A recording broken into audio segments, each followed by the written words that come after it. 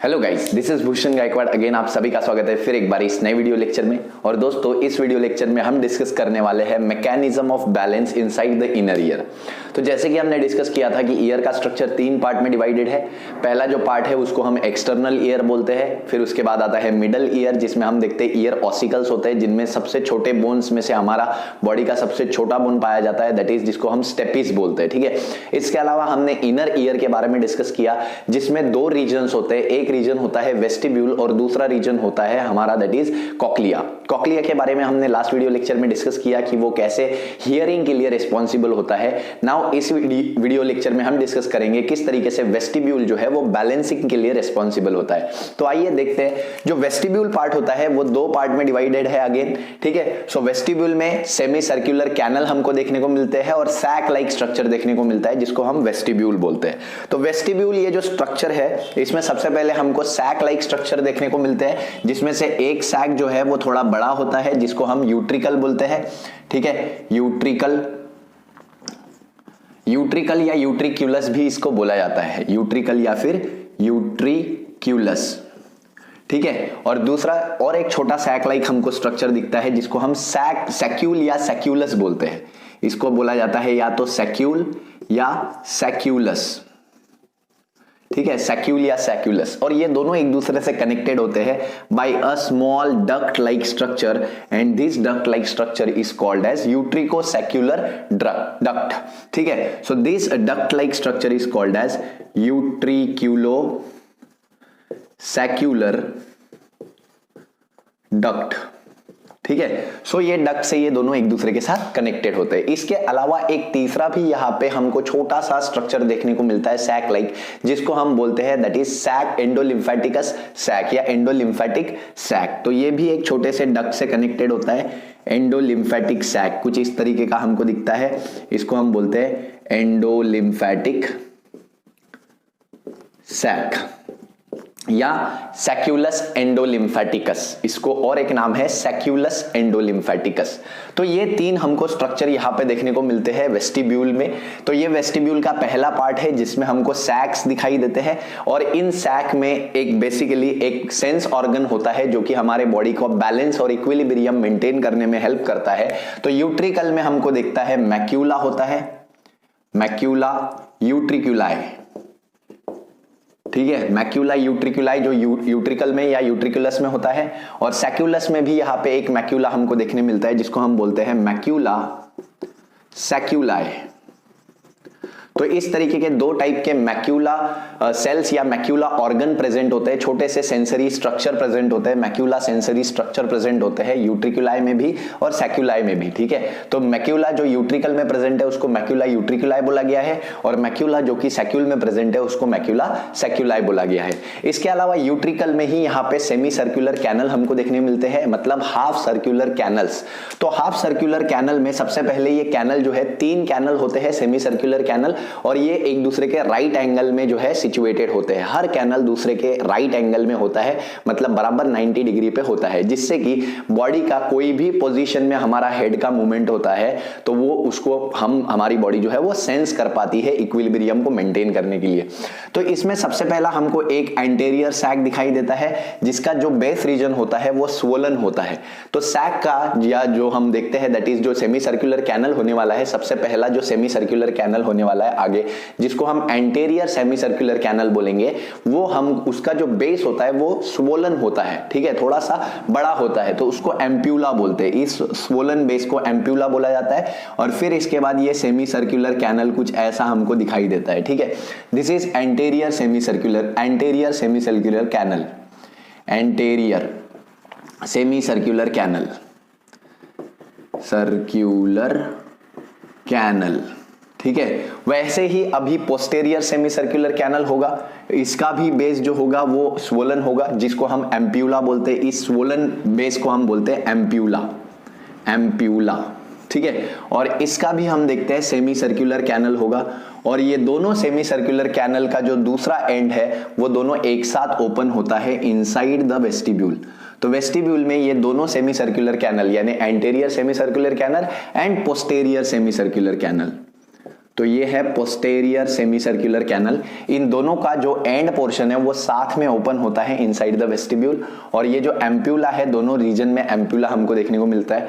और तीसरा हमको दिखता है लैटरल सेमी सर्कुलर कैनल, जो ये दोनों एक दूसरे के हम देखते हैं 90 डिग्री पे, और ये जो तीसरा होता है वो इन दोनों के 90 डिग्री पे होता है, that is again right angle पे होता है। तो तीसरा हम देखते हैं द थर्ड वन, इसका भी जो बेसल रीजन होता है एम्प्यूला, ठीक है, और इसके बाद ये भी हम देखते हैं कि एक दूसरे से ये 90 डिग्री पे होते हैं तीनों के तीनों, और इसको हम बोलते हैं लैटरल सेमी सर्कुलर कैनल, ठीक है। So this is anterior semicircular canal, this is posterior semicircular canal and this is lateral. और ये क्योंकि 2D डायग्राम दिखा रहे हैं हम, तो ये पॉसिबल नहीं होगा एक दूसरे को राइट एंगल पे दिखाना, लेकिन आप इमेजिन कर सकते हैं कि ये तीनों के तीनों जो है सेमी सर्कुलर कैनल वो एक दूसरे के राइट एंगल में प्रेजेंट होंगे। एक इस तरीके से होगा तो दूसरा इस डायरेक्शन में होगा और तीसरा इस डायरेक्शन में होगा, मतलब तीनों एक दूसरे के राइट एंगल पे होंगे, दो ऐसे और एक ऐसे, ठीक है। तो इस तरीके से राइट एंगल पे ये प्रेजेंट होते हैं, जिसकी वजह से हमारी हेड की मूवमेंट किसी भी डायरेक्शन में हो, ठीक है, उसको एक सेंसरी सिग्नल मिल जाता है इन ऑर्गन्स को। यहाँ पे ये जो सेंसरी स्ट्रक्चर है दैट इज द मैक्यूला यूट्रिकुलाई, ठीक है, मैक्यूला यूट्रिकुलाई और मैक्यूला सैक्यूलाई, इनको हम एक सेंसरी स्ट्रक्चर, एक सेंसरी सिग्नल मिल जाता है कि हेड की मूवमेंट किस डायरेक्शन में होनी है। इसके अलावा ये जो हम देखते हैं सेमी सर्कुलर कैनल का ये जो एम्प्यूला रीजन होता है तीनों का, ये जो स्वोलन रीजन होता है एम्प्यूला, इसमें भी एक सेंसरी ऑर्गन होता है जो अगेन हमारे बैलेंसिंग को मेंटेन करने में हेल्प करता है, और इस स्ट्रक्चर को बोलते हैं क्रिस्टा या क्रिस्टी। बहुत ज्यादा है तो क्रिस्टी, सिंगल है तो क्रिस्टा। तो इसमें क्रिस्टा प्रेजेंट होता है, ठीक है, और जो कि रेस्पॉन्सिबल होता है किसके लिए, दैट इज अगेन बैलेंसिंग के लिए। तो ये दो स्ट्रक्चर होते हैं मैक्यूला एंड क्रिस्टा। क्रिस्टा कहां पे होता है, हम बोल रहे हैं inside the ampulla of the 3 semicircular canal, ठीक है। तीनों सेमी सर्कुलर कैनल में 3 क्रिस्टा होता है, ठीक है, और उसके अलावा हम देखते हैं दोनों सैक लाइक स्ट्रक्चर में हम देखते हैं दैट इज मैक्यूला होता है। तो 2 मैक्यूलाज होंगे यहाँ पे और 3 क्रिस्टी होंगे, ठीक है। तो यहाँ पे अभी हम डिस्कस करेंगे किस तरीके से मैक्यूला और क्रिस्टी जो है वो रिस्पॉन्सिबल होते हैं बैलेंसिंग और इक्विलिब्रियम में। तो सबसे पहले हम बोलते हैं 2 मैक्यूलाज होते हैं यहाँ पे, ठीक है, 2 मैक्यूलाज है, और ये कहां पे है 2 macula, that is utricle and saccule region में, ठीक है, यूट्रिकल एंड सैक्यूल रीजन में। सो ऐसे 2 हमारे पास मैक्यूला है, ठीक है। मैक्यूला क्या करता है, स्टैटिक इक्विलिब्रियम को मेंटेन करने का काम करता है, it maintains the static equilibrium, तो स्टैटिक इक्विलिब्रियम को मेंटेन करने का काम करता है। इसके अलावा लीनियर एक्सेलरेशन को ये मेंटेन करता है, लीनियर एक्सेलरेशन। तो बेसिकली जब हमारी बॉडी स्टैटिक इक्विलिब्रियम में होती है, जैसे अभी मैं खड़ा हूं, स्टैंडिंग पोजीशन में हूं, या हम बैठे हुए होते हैं, ठीक है, इसके अलावा हम लीनियर एक्सेलरेशन कर रहे हैं, यानी सीधे चल रहे हैं, आगे पीछे दाएं बाएं सीधे चल रहे हैं, तो ऐसे टाइम पे हमारे बॉडी का इक्विलिब्रियम मेंटेन करने का काम कौन कर रहा है, मैक्यूला, जो कि हमारे इंटरनल ईयर में प्रेजेंट है, ठीक है। इंटरनल ईयर में यहाँ पे कुछ लिक्विड होता है, इसके अंदर एंडोलिम्फ, ठीक है, इसके अंदर हमको लिक्विड देखने को मिलता है एंडोलिम्फ, ठीक है, और इसमें भी हमको ये लिक्विड देखने को मिलता है एंडोलिम्फ, ठीक है, जो कि बेसिकली ये फ्लूइड भी हमारे बॉडी में बहुत इंपॉर्टेंट रोल प्ले करता है to maintain the balance and equilibrium. तो यहाँ पे स्टैटिक इक्विलिब्रियम और लीनियर एक्सेलरेशन को मेंटेन करने का काम कौन करता है, मैक्यूला, जो कि 2 मैक्यूला प्रेजेंट है हमारे, दैट इज यूट्रिकल रीजन में और सैक्यूल रीजन में, ठीक है, जो कि लीनियर एक्सेलरेशन और स्टैटिक इक्विलिब्रियम मेंटेन करते हैं। तो मैक्यूला अगर हम टिश्यू ड्रॉ करते हैं तो ये जो टिश्यू होता है ये बेसमेंट मेम्ब्रेन पे प्रेजेंट होता है, जिसमें कप शेप सेंसरी सेल्स होते हैं। यहाँ पे ये कप शेप सेंसरी सेल्स होते हैं, ठीक है, और इन सेंसरी सेल्स के बीच में थोड़े से लॉन्ग सपोर्टिंग सेल्स होते हैं, जो कि elongated column like supporting cells होते हैं। These are the column like supporting cells, ठीक है, और इन सेंसरी सेल पे सीलिया प्रेजेंट होती है। सीलिया हमको पता है, स्टीरियोसीलिया, जो कि अगेन हेयर लाइक स्ट्रक्चर है, ठीक है, और ये यहां से सेंसरी नर्व जो है ओरिजिनेट होती है, और ये सेंसरी नर्व ब्रेन के पास जाती है अगेन, ठीक है। So this is a sensory nerve, जो नर्व अभी ब्रेन के पास जाएगी ये बैलेंसिंग का जो भी सिग्नल है वो लेके, ठीक है। और इसी सीलिया, ये सीलिया जो है ये एक जिलेटिनस फ्लूइड के कांटेक्ट में होते हैं। तो यहाँ पे एक जिलेटिनस फ्लूइड होता है जिसके ये कांटेक्ट में होते हैं, और इस फ्लूइड के ठीक ऊपर प्रेजेंट होते हैं ओटोलिथ ऑर्गन। ओटोलिथ ऑर्गन यानी एक कैल्शियम कार्बोनेट के छोटे छोटे स्टोन्स होते हैं जिनको ओटोलिथ बोला जाता है। ओटोलिथ का मतलब ही होता है स्टोन, ठीक है। तो ओटोलिथ स्टोन यहाँ पे प्रेजेंट होते हैं ऊपर में, और ये ओटोलिथ स्टोन जो है वो कैल्शियम कार्बोनेट के बने हुए होते हैं। So this stones are made up of calcium carbonates, CaCO3। तो कैल्शियम कार्बोनेट के ये स्टोन होते हैं, ठीक है। तो इस तरीके से हम देखते हैं ये स्ट्रक्चर होता है। अब जब हमारी मूवमेंट जो होती है सीधी होती है, सीधे चल रहे होते हैं, तब तक हमारा ये प्रॉपर बैलेंसिंग करता है। और जब हमारी मूवमेंट आड़ी या टेढ़ी ऐसे होती है, जब हमारा मूवमेंट जो है हेड का मूवमेंट डाउनवर्ड होता है या ऐसा झुकता है, तो ऐसे टाइम पे ये पूरा जो स्ट्रक्चर है वो टिल्ट हो जाता है। पूरा स्ट्रक्चर टिल्ट होगा तो ये जो जिलेटिनस फ्लूइड होगा, this is a gelatinous fluid, ठीक है। सो ये जो जिलेटिनस फ्लूइड होगा ये क्या करेगा, ये एक साइड में मूव होगा। अगर ये स्ट्रक्चर ऐसा टिल्ट होता है तो ये पूरा फ्लूइड एक साइड में मूव होगा, और ये स्टीरियोसिलिया किसको कनेक्ट करेंगे, ओटोलिथ को। ये स्टीरियोसिलिया किसको कनेक्ट करेंगे, ओटोलिथ को। तो ये एक सेंसरी स्टिम्युलस यहाँ पे जनरेट होगा, और ये स्टिम्युलस अब ट्रांसफर होगा इन नर्व के थ्रू टू द ब्रेन, और ब्रेन को बताएगा कि भाई हमारी जो मूवमेंट है ये टिल्ट हो चुकी है, हमारी बॉडी टिल्ट हो चुकी है, तो हमको खुद को बैलेंस करना चाहिए। और हमारा ब्रेन उस तरीके का रिस्पॉन्स प्रोड्यूस करेगा मसल्स पे वगैरह, तो उसके कारण हमारी ये जो मूवमेंट हम टिल्ट होने के बाद भी खुद को मेंटेन करने की, बैलेंस करने की कोशिश करेंगे, ठीक है। तो ये होता है दैट इज मैक्यूला, जो कि दो मैक्यूला प्रेजेंट होते हैं इन अ यूट्रिकल एंड इन अ सैक्यूल, जिसमें ओटोलिथ ऑर्गन होते हैं जो कि कैल्शियम कार्बोनेट से बने होते हैं, जिलेटिनस फ्लूइड के ऊपर प्रेजेंट होते हैं, ठीक है। और जैसे ही हमारी मूवमेंट जो है, स्टैटिक मूवमेंट में कोई चेंज आता है, कोई बेंडिंग आती है किसी भी तरीके का, तो ऐसे में हम देखते हैं कि ये जो है ये एक सिग्नल प्रोड्यूस करता है, नर्व इंपल्स प्रोड्यूस करता है, जो ब्रेन तक सिग्नल लेके जाता है, और ब्रेन को हम बोल सकते हैं आगाह कर देता है। ब्रेन को थोड़े से हम क्या बोल सकते हैं, ब्रेन को सचेत कर देता है कि भाई हमको किस तरीके की मूवमेंट अब यहाँ पे शो करनी है, किस तरीके की हमारे बॉडी को इक्विलिब्रियम में रखना है। तो ये इक्विलिब्रियम मेंटेन करने का काम करता है बेसिकली।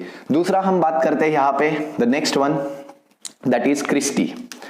अब नेक्स्ट हम बोलते हैं क्रिस्टी हमारा दूसरा ऑर्गन है, ठीक है। क्रिस्टी 3 नंबर में क्रिस्टी हमारे इसमें प्रेजेंट होती है। 3 क्यों? क्योंकि हर एम्प्यूला में एक क्रिस्टी होगी, तो there are total 3 cristae will be present, ठीक है। अब क्रिस्टी का अगर हम स्ट्रक्चर देखते हैं तो वो भी सिमिलर होता है, उसमें भी ऐसे ही सेल्स होते हैं, लेकिन क्योंकि वो एम्प्यूला रीजन में है तो उसमें ऐसा थोड़ा सा उभार हमको देखने मिलता है, और यहाँ पे क्रिस्टी प्रेजेंट होते हैं, ठीक है। तो हम देखते हैं कि ये जो है ये स्ट्रक्चर कुछ इस तरीके का होता है, और इसके ऊपर ये सेंसरी स्ट्रक्चर होता है, that is the sensory cell. और इसके जो सेंसरी सेल्स होते हैं थोड़े से एलोंगेटेड होते हैं, these are the elongated sensory cells, ठीक है। और इनके बीच में अब सपोर्टिंग सेल्स होते हैं, so it is having also supporting cells, so इसके बीच में सपोर्टिंग सेल्स भी है, ठीक है। और सेंसरी नर्व हमें पता है सिर्फ और सिर्फ सेंसरी सेल से ही ट्रैवल करेंगे। ये जो नर्व है ये सिर्फ और सिर्फ सेंसरी सेल से ही ट्रैवल करेंगे नर्व, ठीक है। और इनके भी ये जो सेंसरी सेल है इनमें भी सीलियाज होती है, सीलिया, और इन सीलियास को अगेन हम कौन सी सीलिया बोलते हैं, स्टेरोसीलिया, ठीक है। अगेन यहाँ पे भी जिलेटिनस फ्लूइड होता है, similar like that first condition. यहाँ पे भी हम देखते हैं जिलेटिनस फ्लूइड होता है, बट यहाँ पे किसी भी तरीके का ओटोलिथ ऑर्गन नहीं होता, there is no otolith organ present in this condition, ठीक है। तो यहाँ पे सिग्नल कैसा प्रोड्यूस होता है, जब ये पूरा का पूरा सिग्नल ये हमारे जो क्रिस्टी होते हैं ये हमारे बॉडी में डायनेमिक इक्विलिब्रियम को मेंटेन करते हैं, डायनेमिक इक्विलिब्रियम। तो डायनेमिक इक्विलिब्रियम को मेंटेन करते हैं का मतलब क्या, तो जब हमारी बॉडी बहुत ज्यादा एंगुलर मूवमेंट शो करती है, दाएं बाएं चलते हैं, हम झुकते हैं, हम आगे पीछे होते हैं, तो हमारी जो एंगुलर मोमेंटम होता है, ठीक है, जो हम बॉडी को मूव कर रहे हैं अलग अलग डायरेक्शन में, तो ये एंगुलर मोमेंटम को, डायनेमिक इक्विलिब्रियम को ये जो है ये सेंस करता है और इसका सिग्नल ब्रेन तक भेजता है। और यहाँ पे कोई ओटोलिथ ऑर्गन नहीं होते, तो जब हमारी बॉडी किसी भी डायनेमिक इक्विलिब्रियम में यानी कैसे भी हमारी बॉडी मूव करती है किसी भी डायरेक्शन में, तो ये पूरा का पूरा हम देखते हैं फिर से टिल्ट हो जाता है। जब ये टिल्ट होता है ये जिलेटिनस फ्लूइड एक डायरेक्शन में फ्लो करता है, तो ये जो स्टीरियोसीलिया है ये एक्सपोज हो जाते हैं, एयर में, तो ये ऊपर एक्सपोज हो जाते हैं और जब ये एक्सपोज होते हैं तो यहाँ से फिर से एक नर्व इंपल्स जनरेट होता है और ये नर्व इंपल्स जो है वो ब्रेन तक जाता है और ब्रेन को सिग्नल देता है कि भाई हमारी बॉडी की मूवमेंट जो है वो किसी अलग तरीके की मूवमेंट हो रही है, जिस भी डायरेक्शन में हो रही है, तो उस तरीके से ब्रेन हमारा मोटर रिस्पॉन्स प्रोड्यूस करता है। ठीक है, आपने नोट किया होगा बचपन में जब हम बहुत ज्यादा गोल गोल घुमा करते थे इस तरीके से, ठीक है, तो ये जो हम गोल गोल घूमते हैं तो कुछ टाइम बाद जब हम स्टेबल हो जाते हैं उसके बाद हम देखते हैं कि हमारा जो हेड है वो चकरा रहा होता है। क्यों?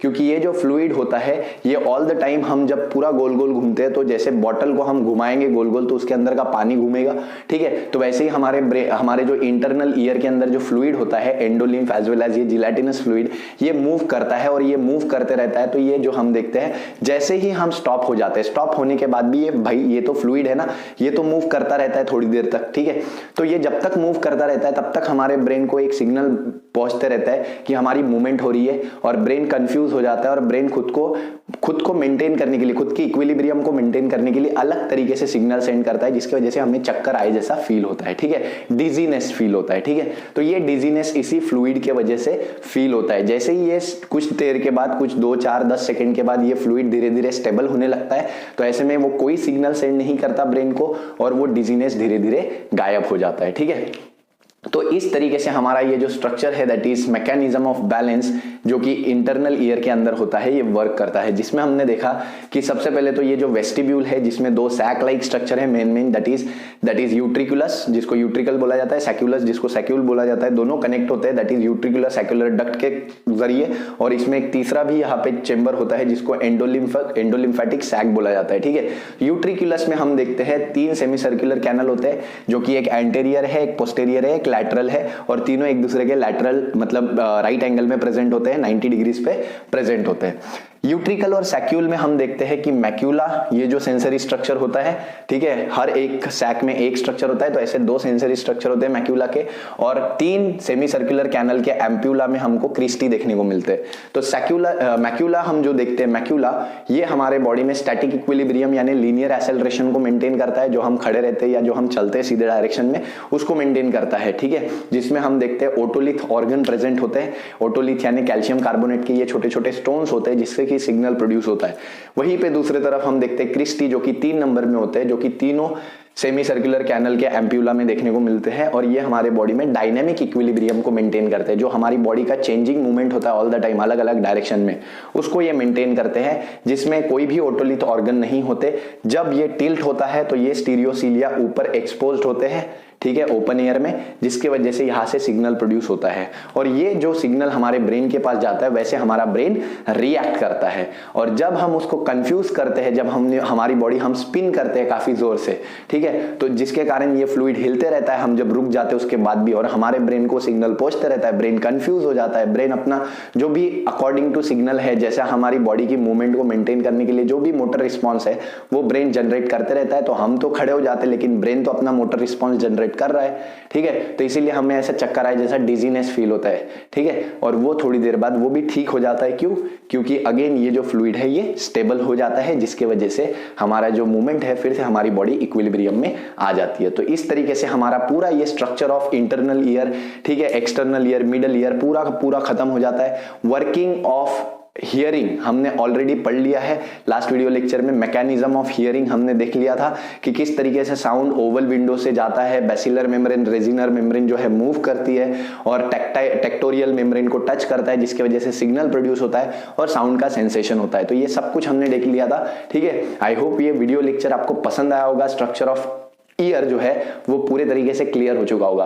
बट फिर भी अगर कोई डाउट, दिक्कत, क्वेरीज, डिफिकल्टी होती है तो कमेंट सेक्शन खुला पड़ा है, प्लीज कमेंट सेक्शन में अपने क्वेश्चन जो है वो पूछिएगा जरूर, ठीक है। ऐसे ही हमारे वीडियोस के साथ बने रहिए, चैनल को सपोर्ट करते रहिए, खुश रहिए, जिंदगी के मजे लेते रहिए। तब तक के लिए थैंक यू वेरी मच।